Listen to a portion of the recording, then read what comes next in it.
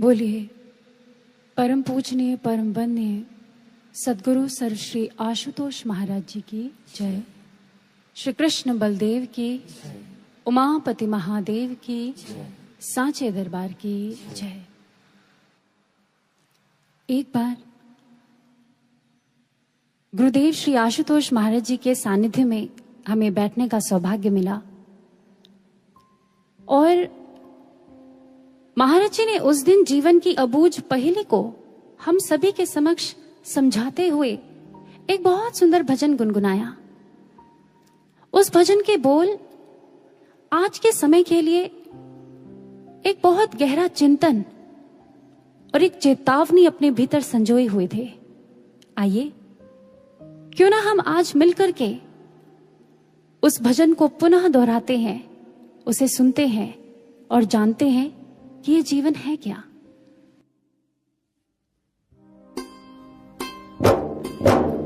वो जीवन क्या जिस जीवन में, वो जीवन क्या जिस जीवन में जीवन को मुक्त बना ना सके हम, उनको विवेकी नहीं कहते हम, उनको विवेकी नहीं कहते।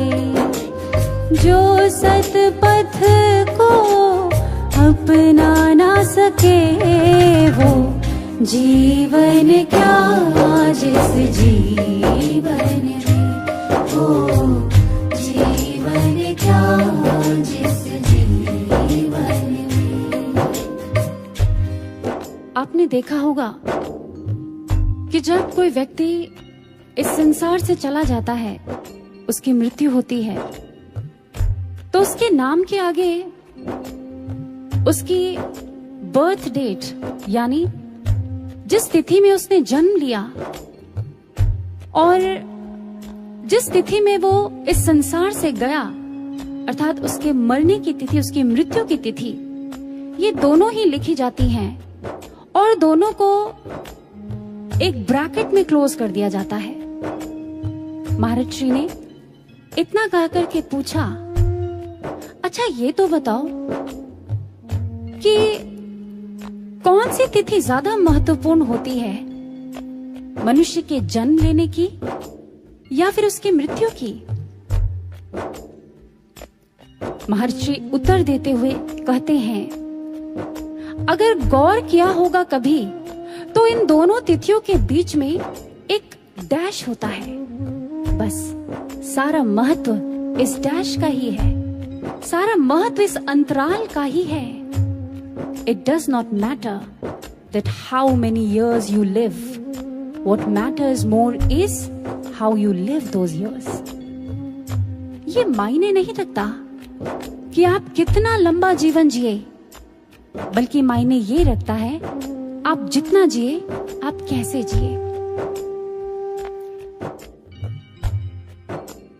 कुछ समय पहले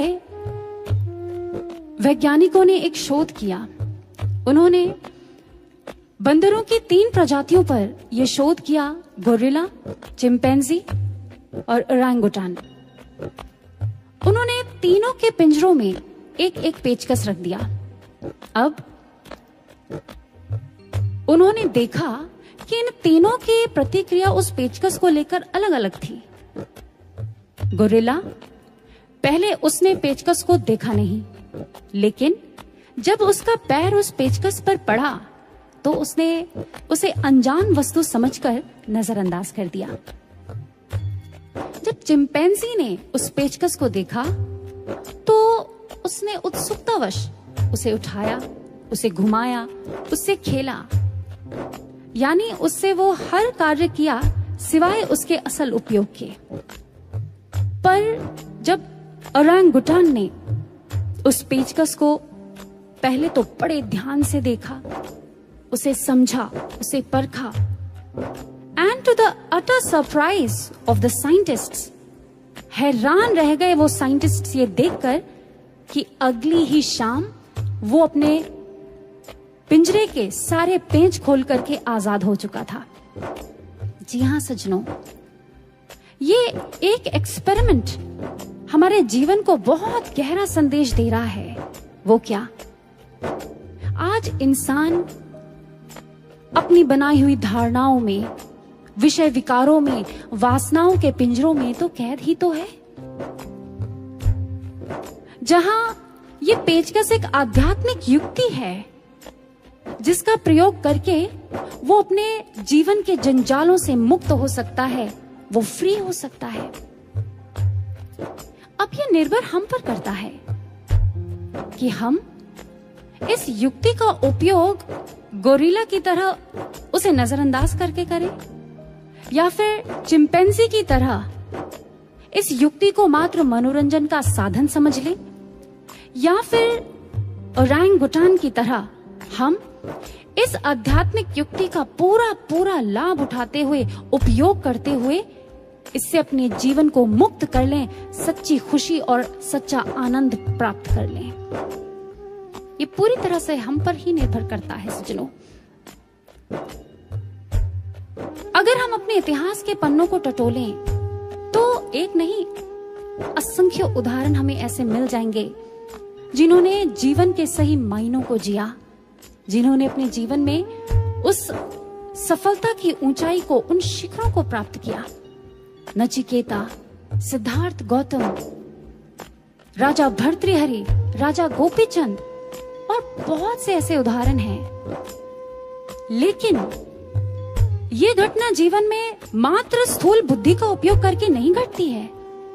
जब बुद्धि को विवेक का संग प्राप्त होता है, विवेक अर्थात निर्णायक शक्ति, निर्णायक बुद्धि, जो निर्णय लेने में सक्षम है, क्या सही है, क्या गलत है, क्या अच्छा है, क्या बुरा है, क्या सच है, क्या झूठ है, जो इसमें ठीक ठीक भेद कर पाती है, वो विवेक बुद्धि है। और जब बुद्धि विवेक का संग करती है तब जीवन में एक चमत्कार घटता है। और वो चमत्कार क्या है सज्जनों? इस सतपथ का मिल जाना, उस ब्रह्म ज्ञान का जीवन में आ जाना। इसके बारे में भगवान श्री राम भी लक्ष्मण को बहुत सुंदर समझाते हैं। ज्ञानम विमोक्षाय न कर्म साधनम। हे लखन, बिना ज्ञान के जीवन में मोक्ष और सुख की कल्पना करना बिल्कुल बेकार है। इसीलिए आए हम भी अपने जीवन में इस विवेक बुद्धि का उपयोग करें। और आगे ये भजन हमें क्या कह रहा है, हम श्रवण करते हैं। जीवन में जितने दुखिया हैं वो निज दोषों के कारण है। जीवन में जितने दुखिया हैं वो निज दोषों के कारण है। पर जिनको इतना बोध नहीं, पर जिनको इतना बोध नहीं, वो इन दोषों को मिटा ना सके। वो जीवन क्या जिस जीवन में, वो जीवन क्या जिस जीवन में। मुझे याद है उस दिन महाराज जी ने इन पंक्तियों को सुनाते हुए एक प्रश्न हमसे किया था। जानते हो कुछ लोग दुखी क्यों रहते हैं?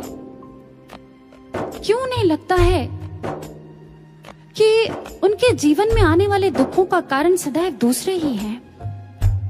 तब महाराज जी ने एक पंक्ति कही और सारा सार प्रकट कर दिया। महाराज जी ने कहा, तुमने वो सुना है, काहू ना को सुख दुख कर दाता, निज कृत कर्म भोग सब भ्राता। ये सुनकर हम सभी के मन में एक गहरा मंथन चल पड़ा। ये बात अयोध्या कांड में श्री लक्ष्मण जी निषाद राज जी को संबोधित करते हुए कह रहे हैं, हे बंधु, कोई भी किसी को सुख दुख का देने वाला नहीं होता। मनुष्य स्वयं अपने ही कर्मों को भोगता है। हमारी शिकायतें, हमारे शिकवे, दूसरों पर लगाए हुए आरोप प्रत्यारोप और कुछ नहीं, हमारे ही कर्मों का फल है। आइए इस बात को हम इंटरनेशनल बेस्ट सेलर हुए हैं पॉलो कोएल्हो, उनकी बुक में दर्ज एक इंस्टेंस से समझने का प्रयास करते हैं। एक बार एक दंपति थे, उनके पड़ोस में एक परिवार रहने आया जिनकी बालकनी इन दंपति के खिड़की से साफ दिखाई देती थी। अब जब ये लेडी सुबह सुबह अपने पति को नाश्ता करा रही होती, ठीक उसी समय पड़ोसन भी अपनी बालकनी में आकर के अपने कपड़े सुखा रही होती थी।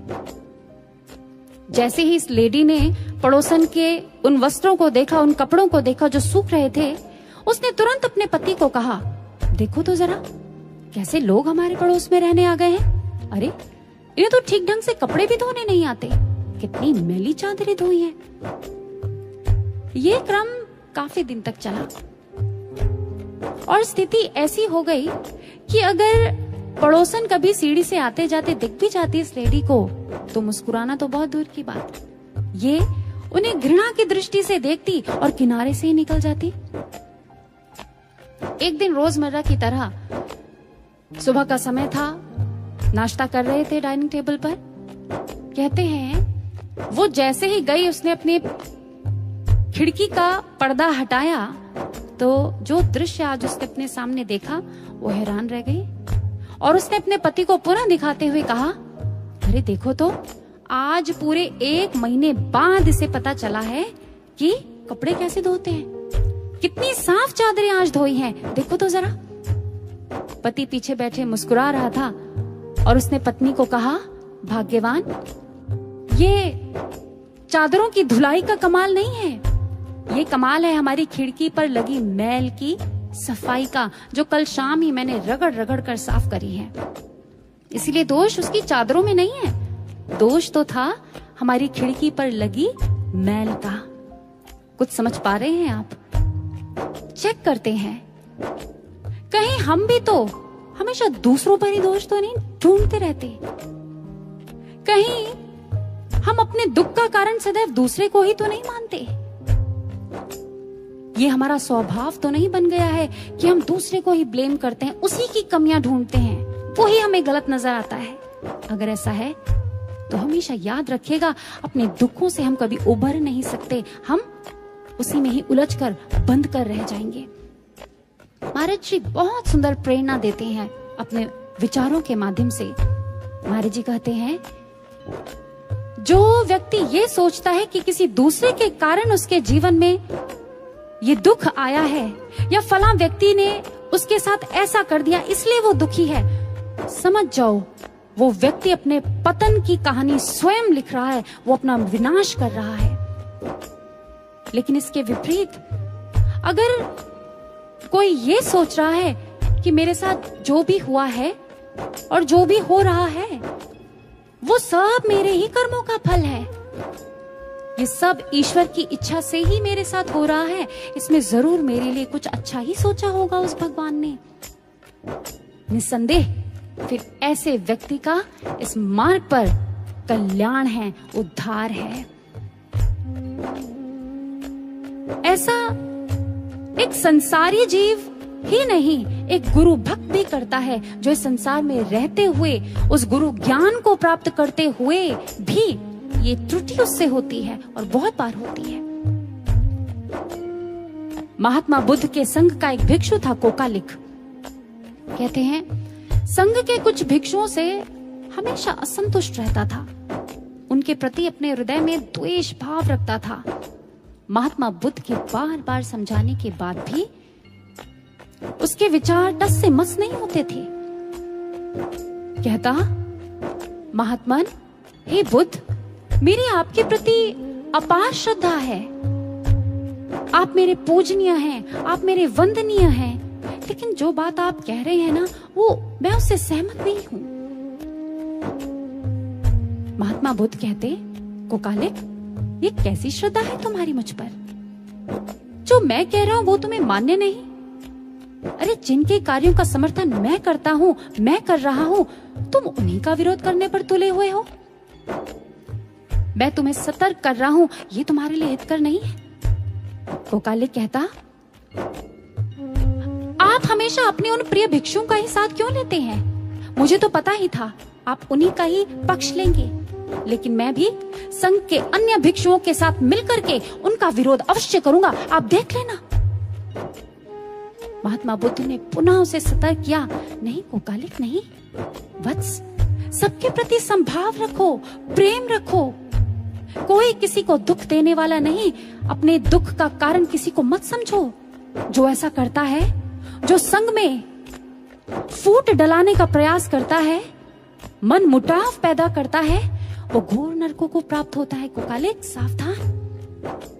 कहते हैं अभी कुछ दिन ही घटे थे इस घटना को कि कोकालिक के पूरे शरीर में सरसों के से फुंसियों के दाने उभर आए।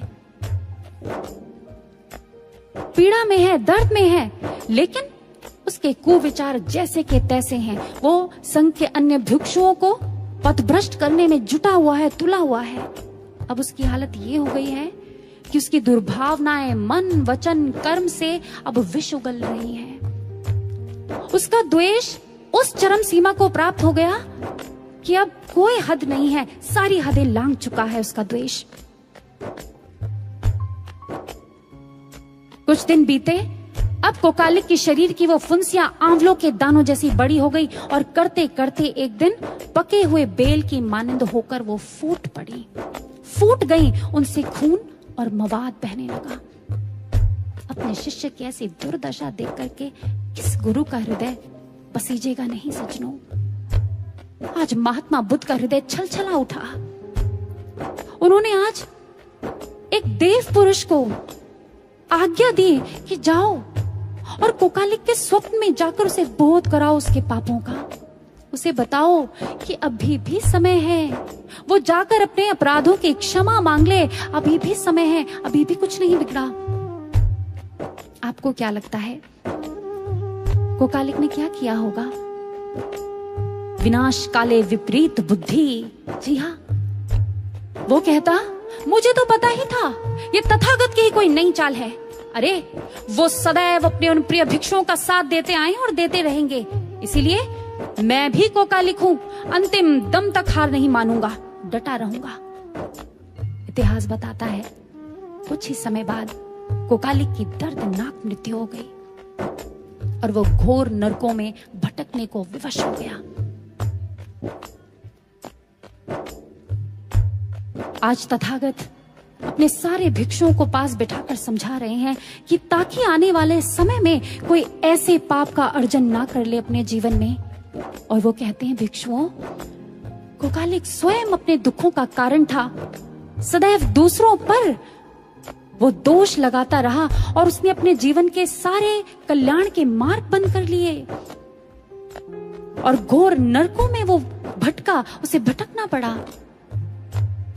ये बात सिर्फ महात्मा बुद्ध ही नहीं समझा रहे सज्जनों। कठोपनिषद में यमाचार्य जी भी इसी बात की पुष्टि करते हुए कहते हैं, यह चेदशकत बोधुं प्राक शरीरस्य विस्तरसः ततः सर्गेषु लोकेषु शरीरत्वाय कल्पते। अगर इस तन के रहते रहते अबोध ही बने रहे, उस गुरु ज्ञान के प्रति, उस ईश्वर के दर्शन के प्रति बोध उत्पन्न नहीं हुआ जीवन में, तो फिर ये आत्मा युगों युगों, कल्पों कल्पों तक भटकने को विवश हो जाती है, भटकती है, चित्कार करती है, दुख भोगती है। इसीलिए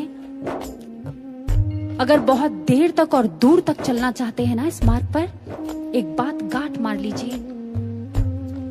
अपने जीवन में आने वाली हर परिस्थिति को अपने उत्कर्ष की सीढ़ी बना लीजिए, अपने निर्माण की सीढ़ी बना लीजिए। ये मत देखिए दूसरे के भीतर कितने अवगुण हैं, अपने भीतर उतरकर अपना स्वाध्याय करें हम सब और ये देखें मैं अपने दोषों को कैसे ठीक कर सकती हूँ या कैसे ठीक कर सकता हूँ। आइए आगे भजन हमसे क्या कह रहा है, श्रवण करते हैं।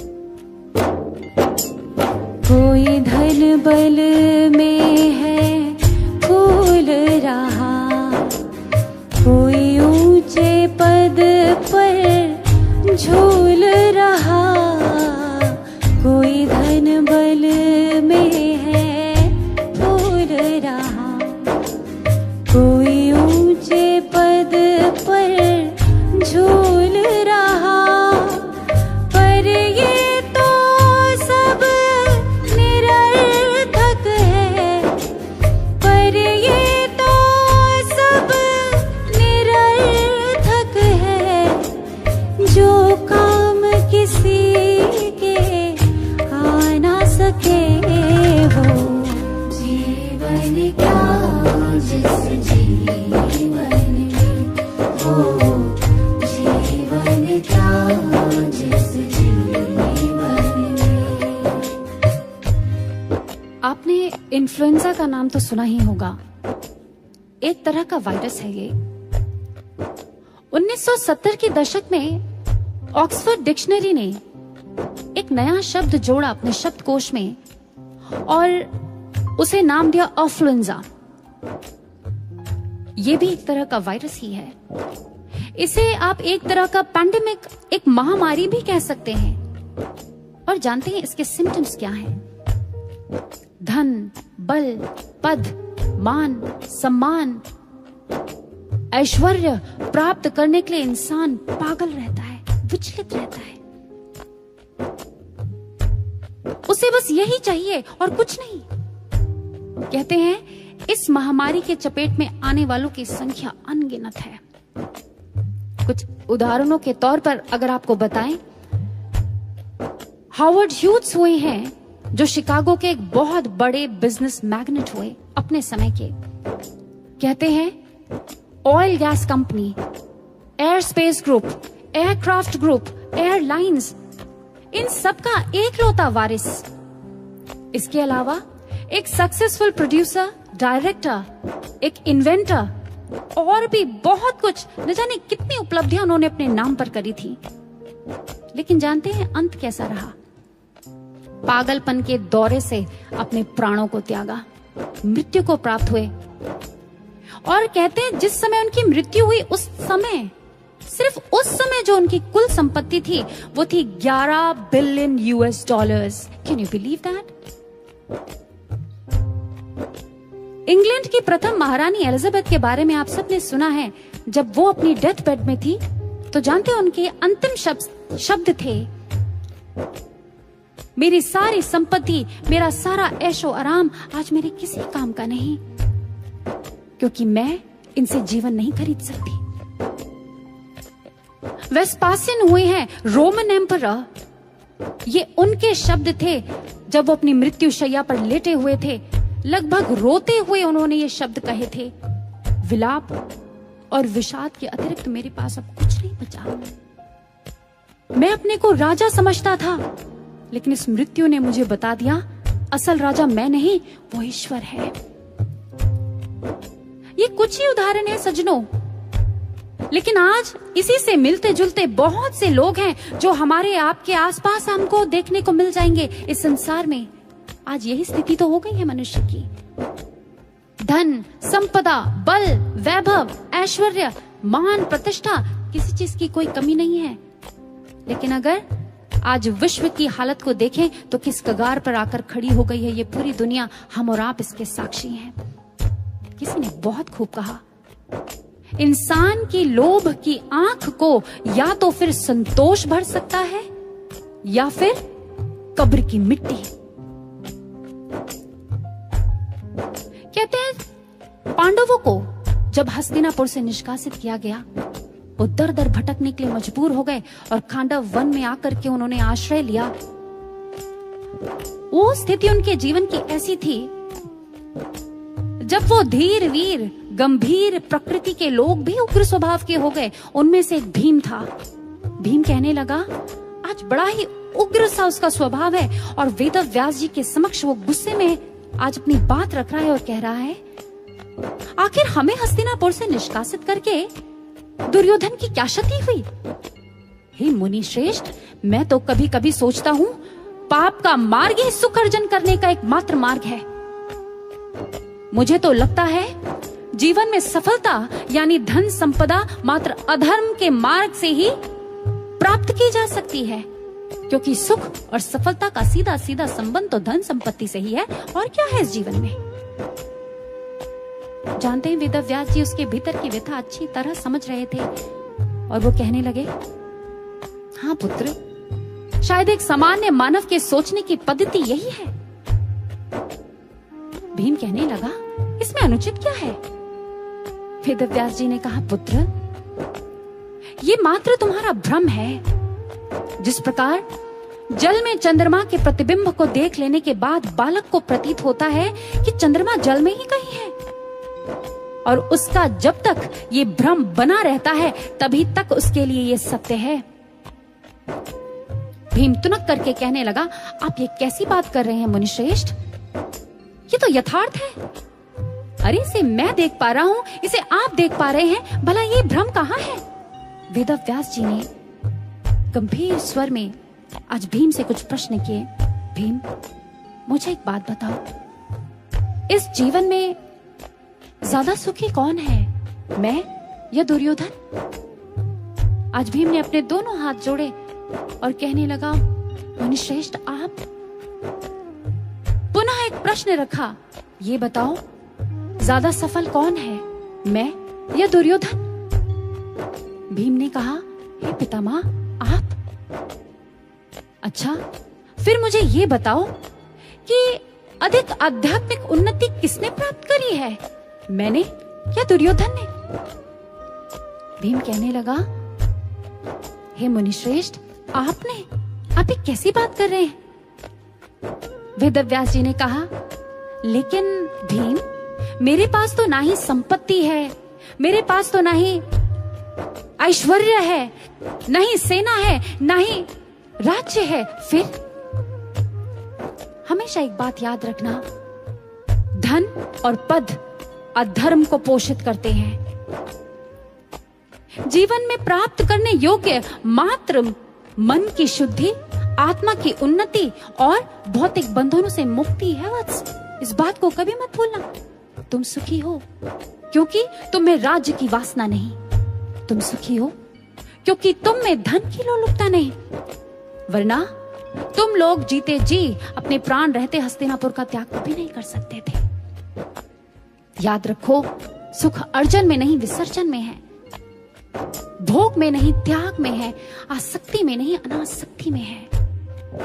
कितनी सुंदर ये प्रेरणा हम सबके लिए है सज्जनों। गुरु महाराज जी के समक्ष भी एक बार एक जिज्ञासु आए, उनकी भी कुछ कुछ विचारधारा इसी प्रकार की थी। अपने दोनों हाथ जोड़े और महाराज जी से कहा, महाराज जी, मैं अथाह धन संपत्ति कमाना चाहता हूँ, मैं धनाढ्य बनना चाहता हूँ, मैं धनवान बनना चाहता हूँ। महाराज जी ने मुस्कुराते हुए उनको देखा और उन्हें कहा, जानते हो, ईश्वर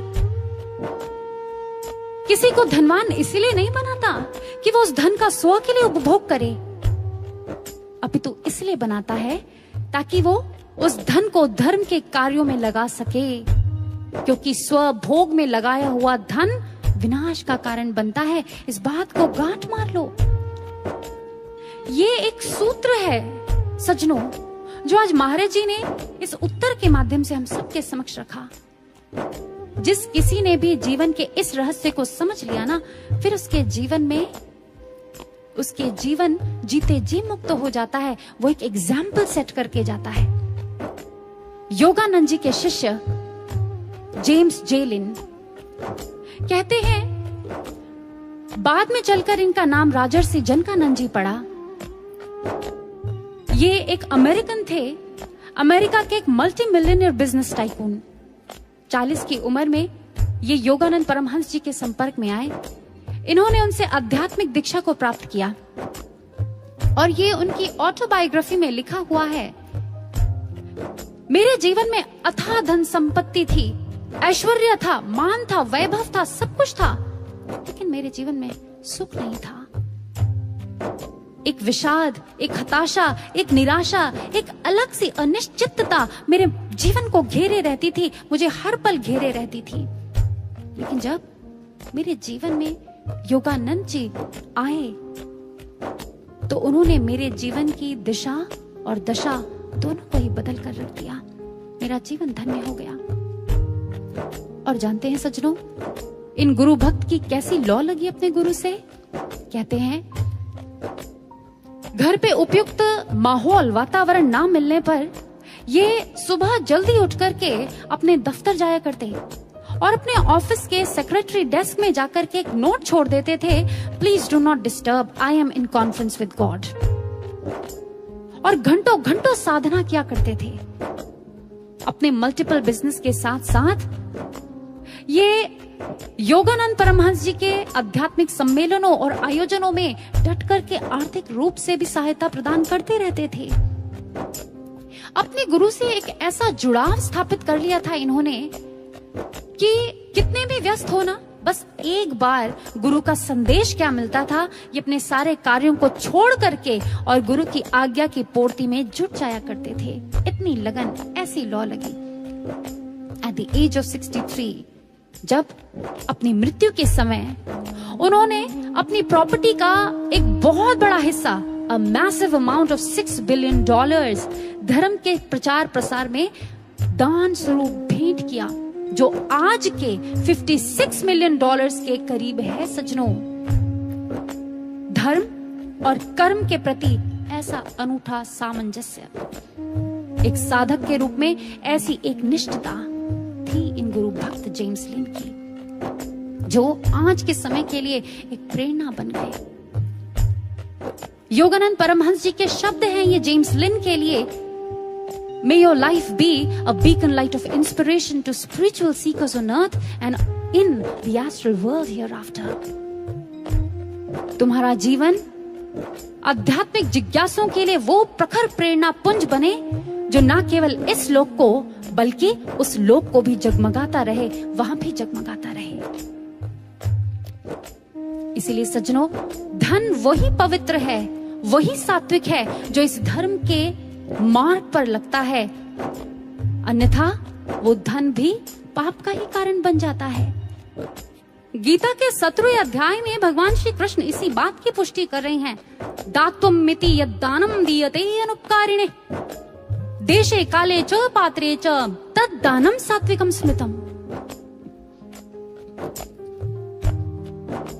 वो श्रेष्ठ दान जो समाज के प्रति अपनी जिम्मेदारी को देखते हुए सही समय, सही स्थान और सही व्यक्ति को दिया जाए, वो भी बिना किसी आशा के, वो ही सात्विक दान है, वो ही सर्वोपरि और श्रेष्ठ दान है। आज ये पूरा विश्व हम सबसे ऐसी ही दान की आशा कर रहा है। दान इंसान की इंसानियत का, दान साधकों की दृढ़ साधना का, दान हम सबकी शुभ्र चिंतन और एकनिष्ठ निष्काम प्रार्थनाओं का दान। आइए, ये युग बड़ी आशाओं से हम सबको देख रहा है, हम मिल करके इसके उत्थान की गाथा लिखते हैं। आगे ये भजन हमसे और भी कुछ कहता है, श्रवण करते हैं। जो ऊंचे पहुंचे संत जन है, उनसे पूछो पथ की बातें। जो ऊंचे पहुंचे संत जन है, उनसे पूछो पथ की बातें। जो बारह बाट के बीच में है, जो बारह बाट के बीच में है, वो हमको राह दिखा ना सके। वो जीवन क्या जिस जीवन में, वो जीवन क्या जिस जीवन में। एक बार महर्षि के पास कुछ लोग बैठे थे। उनमें से अधिकतर लोगों की भौतिकवादी मानसिकता थी, भौतिकवादी विचारधारा के वो लोग थे। और और इसीलिए उनके प्रश्न भी संसारी ही थे। महाराज जी, बहुत समय से फैक्ट्री बंद पड़ी है, क्या करें? महाराज जी, बेटी का विवाह कहीं अच्छी जगह तय नहीं हो पा रहा, क्या करें? कुछ देर बाद महाराज जी ने बहुत विनम्रतापूर्ण वाणी में कहा, मुझे लगता है आपको किसी ज्योतिषी, किसी पंडित या किसी तांत्रिक की ज्यादा आवश्यकता है, सद्गुरु की नहीं। ये सुनना था, सारे कमरे में सन्नाटा पसर गया। महाराज जी ने स्वयं इस सन्नाटे को तोड़ते हुए अब कहा, आप पिछले काफी समय से मुझसे प्रश्न कर रहे हैं, मैं अब आपसे मात्र 2 प्रश्न करूंगा। पहला, मछली जल के सबसे नीचे तल पर जाकर ही अंडे क्यों देती है? किसी ने संकोच करते हुए कहा, महाराज जी, सुरक्षा के कारण। महाराज जी कहते हैं, बिल्कुल ठीक। मछली जैसा क्षुद्र जीव भी अपने जीवन यापन को लेकर के कितना सतर्क है, कितना सजग है। वो तुच्छ सा जीव कितनी बुद्धि लगाता है। तो फिर हम तो उस ईश्वर की सर्वोत्तम कृति है, सिरमौर है सृष्टि का। क्या हमको इस मनुष्य तन से श्रेष्ठ जिज्ञासा नहीं करनी चाहिए? आप मुझसे पूछते, महाराज जी, अध्यात्म का मार्ग क्या होता है? महाराज जी, ये ब्रह्म ज्ञान क्या होता है? महाराज जी, मेरा कल्याण किसमें है? हमेशा एक बात याद रखिएगा, अपनी जिज्ञासा को मानवीय स्तर का ही रहने दीजिए, पाश्विक स्तर का मत बनने देना। अब मेरा दूसरा प्रश्न, मछली जल के सतह पर आकर के उलटकर कलाबाजी क्यों दिखाती है? सब एक दूसरे को देखते रहे, उत्तर किसी को मिला नहीं। महाराज जी ने उत्तर दिया और महाराज जी ने कहा, क्योंकि इस तरह से प्यासी मछली अपनी प्यास बुझा पाती है। संसार सागर में तैरते हुए हम भी अपनी आत्मा की प्यास को अगर बुझाना चाहते हैं, यही एकमात्र माध्यम है, दूसरा कोई रास्ता नहीं है। और ये मार्ग है अंतर्मुखी होने का, बहिर्मुखी नहीं।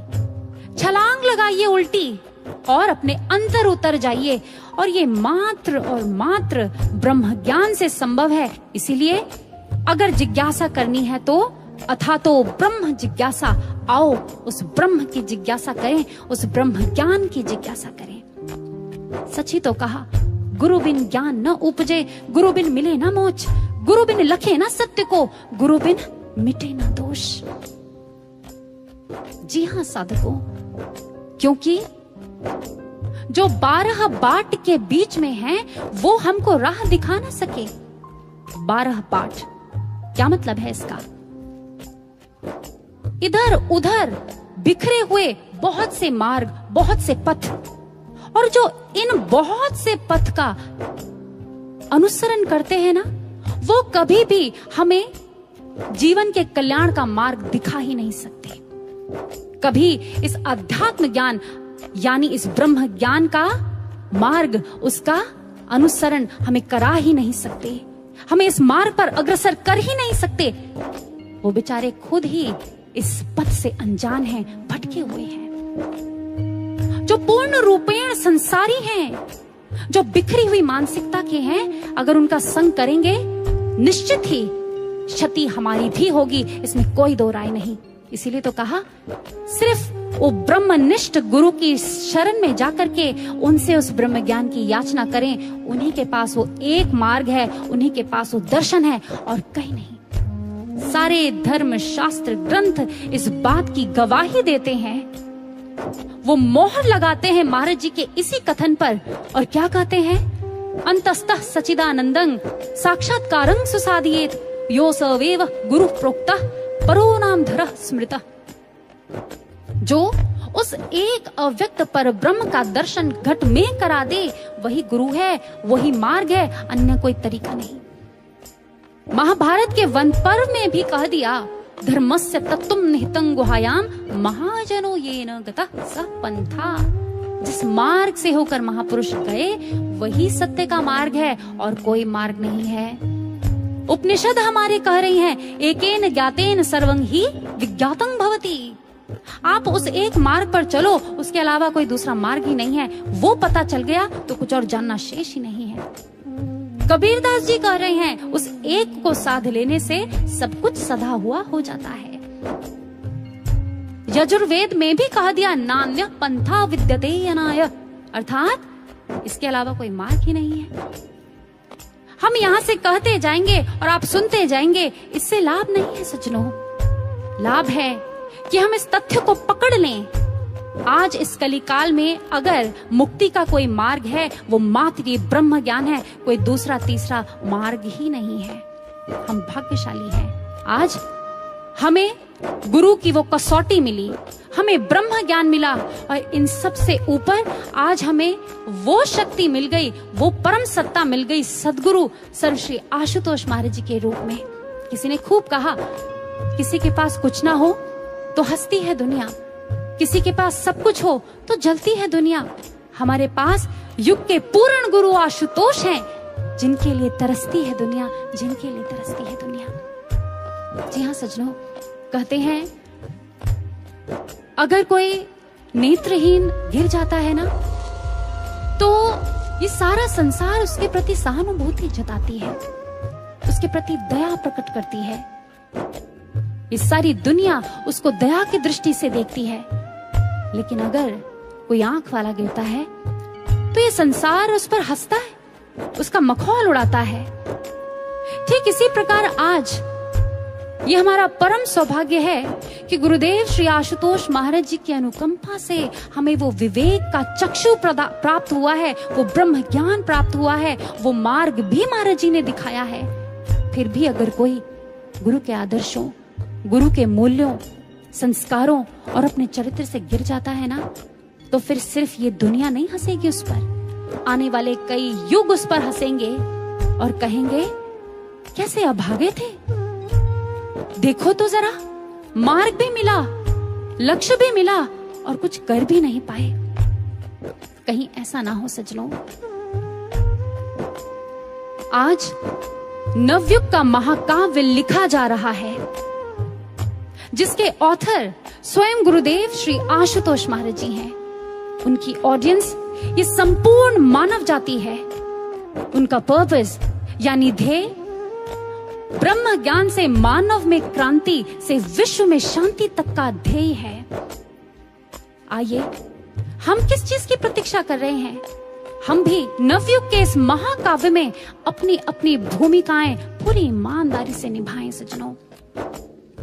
गुरु महाराज जी के पास एक बार एक भक्त बैठा हुआ था और उसने दोनों हाथ जोड़ते हुए महाराज जी से प्रार्थना करी, महाराज जी, हमें कैसे पता चले कि हम इस मार्ग में दृढ़ता से चल रहे हैं? हमें कैसे पता चले कि आप हमसे प्रसन्न हैं, हम ठीक ठाक चल रहे हैं? महाराज श्री ने एक बात उन गुरु भाई को बोली और कहा, देखो, इस मार्ग में 3 प्रकार के लोग चलते हैं। एक वो जिनमें दैवीय गुण होते हैं, दूसरे वो जिनमें जो अंदर और बाहर से पवित्र होते हैं, पवित्र आचरण के स्वामी होते हैं। अभी इतना सुनना ही था कि उन गुरु भाई की आंखों से अश्रुधारा प्रवाहित हो गई और वो रोने लगे, सुबक सुबक कर रोने लगे और महाराज जी के चरणों में गिर गए। महाराज जी से कहने लगे, महाराज जी, मेरे भीतर तो ना ही कोई दैवीय गुण है प्रभु, और ना ही मैं भीतर और बाहर से पवित्र हूँ। मलिनताओं का पुतला हूँ मैं तो महाराज जी। वासनाएं, ईर्ष्या, द्वेष, कामनाएं, ये सब भरी पड़ी है। क्या फिर मैं आपके योग्य नहीं? क्या महाराज जी मैं इस मार्ग में नहीं चल पाऊंगा? दया करिए महाराज जी। महाराज जी ने जैसे ही ऐसे सुना, महाराज जी की आंखों में आज करुणा का सागर सिमट गया और महाराज जी ने अपने हाथों से उसके सर पर प्यार से हाथ सहलाया। और जानते हैं महाराज जी ने क्या कहा? महाराज जी ने कहा, और जानता है तीसरे कौन से होते हैं? जिन्हें हम चुनते हैं। और फिर जिन्हें हम चुनते हैं वो भाग्यशाली होते हैं, जो कि तुम हो। हाँ, वो महाराज जी को देखता रहा, रोता रहा और देखता रहा, ये कैसी दयालुता है भगवान की, ये कैसे करुणामयी भगवान है, ये महाराज जी कितने करुणामयी है। महाराज जी ने कहा, जो मेरे आदर्शों को, मेरे व्यक्तित्व को, मेरे आचरण को अपने जीवन में उतार लेगा, धारण कर लेगा, फिर ये सब गुण तो मैं उसके अंदर ऐसे ही भर दूंगा। समझा कुछ? क्या हम समझे कुछ? जी हाँ सज्जनों, आज महाराज जी से प्रार्थना करें, महाराज जी जिस लक्ष्य के लिए आपने हम सबको चुना है ना महाराज जी, हम सब भी उसके योग्य तो नहीं है, लेकिन ये आपकी करुणा है, आपकी दया है, अथाह ममता है हमारे प्रति कि आपने हमें इस योग्य समझा। आपने हमारे भीतर वो संभावनाएं खोजी, आपने हमारे भीतर जिंदगी का सही मर्म जगाया और हमें अपने संग चलने का वो गौरव प्रदान किया। महाराज जी, हमें तो ऐसी कोई भी बात नहीं है। हे महाराज जी, हम आपका शुक्रिया अदा कैसे करें? महाकाव्य में चुनकर हमको जीते जी निर्वाण दे दिया। हमने तो एक किरण मांगी थी, तुमने तो दिनमान दे दिया। परम चेतना और अनंत करुणा के सिंधु हो तुम। धूल से दूषित कण हैं हम, जो मलिनताओं में कहीं थे गुम। संभावनाएं खोजी हम में, अपने संग चलाया है। ना कुछ किया न कर पाए, फिर भी हर श्रेय दिलाया है। बूंद के प्यासे चातक को स्वाति सिंधु अमान दे दिया। हमने एक किरण मांगी थी, तुमने तो दिनमान दे दिया। हमने एक किरण मांगी थी, तुमने तो दिनमान दे दिया। हम योग्य नहीं थे महाराज जी, पर आपने हमें ये अवसर दिया, आपने हमें ये सौभाग्य प्रदान किया। हमें शक्ति भी देना कि हम इस मार्ग में अंत तक ईमानदारी से अपने पूरे प्रयासों के साथ डट करके चलते रहे महाराज जी, और इस जीवन का सही मूल्य अदा करके जाएं और ऐसी प्रेरणा दीप बन करके संसार में जगमगाएं जो अमर दीप हो जाए, अमर दीप हो जाए। आइए इस प्रेरणा को क्यों ना एक बार फिर अपने हृदय में संजोते हैं।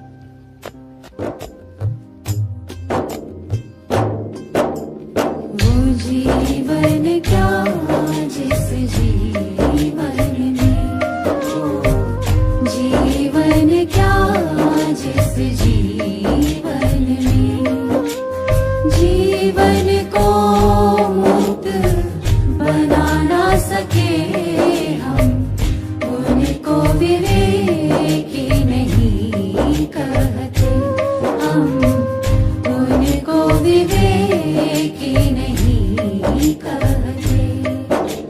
जो सतपथ को अपना ना सके, वो जीवन क्या जिस जीवन में, वो जीवन क्या जिस जीवन में, वो जीवन क्या जिस जीवन